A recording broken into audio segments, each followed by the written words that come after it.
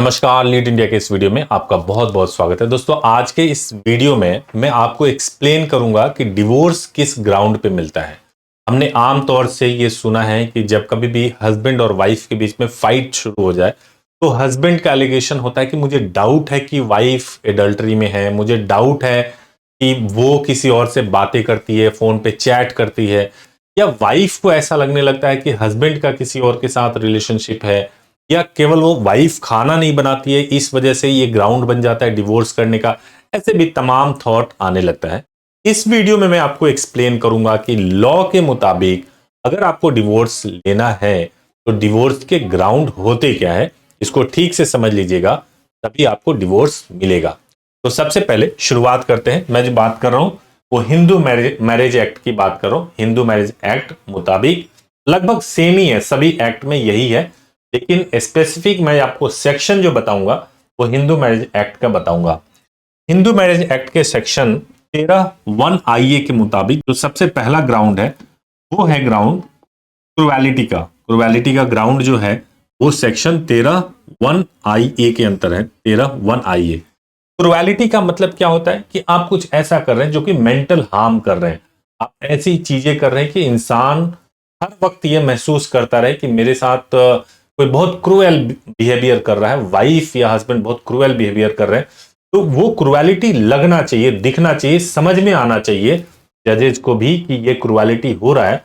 तब क्रूएलिटी के बेसिस पे डिवोर्स मिलता है, ना कि वाइफ ने खाना नहीं बनाया तो ये क्रूएलिटी हो गया।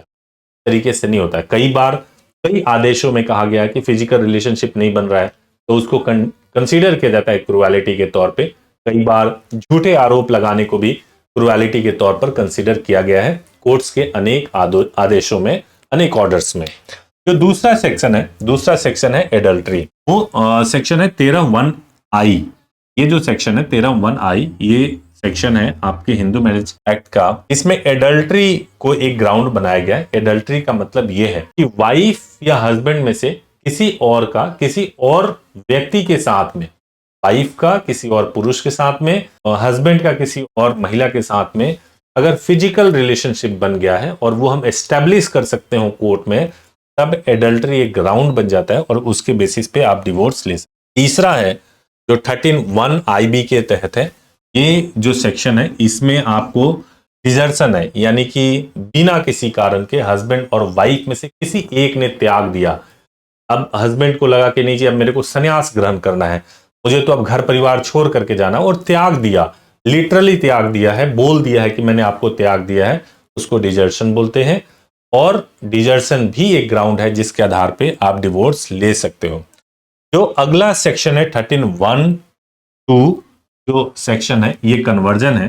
कन्वर्जन के थ्रू भी अगर मान लीजिए हस्बैंड और वाइफ में से किसी एक ने धर्म परिवर्तन कर लिया तो उसके बाद भी आपको एक ग्राउंड मिल जाता है जिसके आधार पे आप डिवोर्स ले सकते हो। और जो ये बहुत इंपॉर्टेंट है, इंसैनिटी में क्या होता है कि अगर किसी भी तरीके से मेंटल डिसऑर्डर हो गया हो, हस्बैंड या वाइफ में किसी को भी मेंटल डिसऑर्डर हो गया हो जिससे कि वो पारिवारिक जीवन को चला नहीं सकते, बच्चे को हार्म कर सकते हैं, खुद को हार्म कर सकते हैं, हस्बैंड या वाइफ को हार्म कर सकते हैं, परिवार के अन्य सदस्यों को हार्म कर सकते हैं, ऐसा मेंटल डिसऑर्डर अगर हो गया हो तो उसमें भी आप डिवोर्स ले सकते हैं। ये एक ग्राउंड है।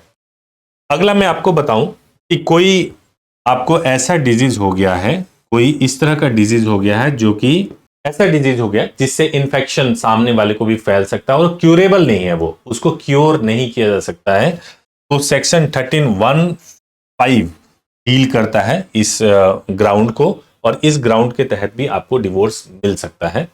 इसके बाद जो सेक्शन है वो है सेक्शन 13(1)(6, यानी कि जो सेक्शन 13(1)(6 है इसके अंदर ये है कि अगर ये भी एक तरीके से ऐसा है कि आप धर्म परिवर्तन करते हैं या फिर आप धार्मिक किसी कार्य में लग जाते हैं और घर परिवार छोड़ देते हैं, उसके तहत भी ये डिवोर्स का एक ग्राउंड बन जाता है।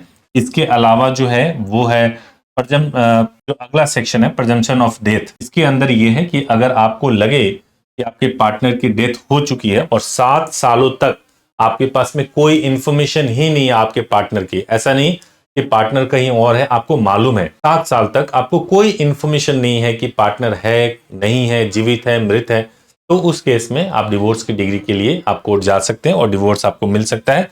और लास्ट है that is called 13B mutual divorce, यानी कि आपसी सहमति से अगर आप डिवोर्स करना चाहते हैं तो डिवोर्स भी आप आपसी सहमति से ले सकते हैं, उसमें किसी भी तरह के किसी ग्राउंड की जरूरत नहीं होती है। तो डिवोर्स के कुछ ग्राउंड्स के बारे में मैंने बताया। मुझे उम्मीद है कि आपको इस वीडियो से लाभ मिला होगा। अगर आपके मन में कोई सवाल है तो thank you so much watching this.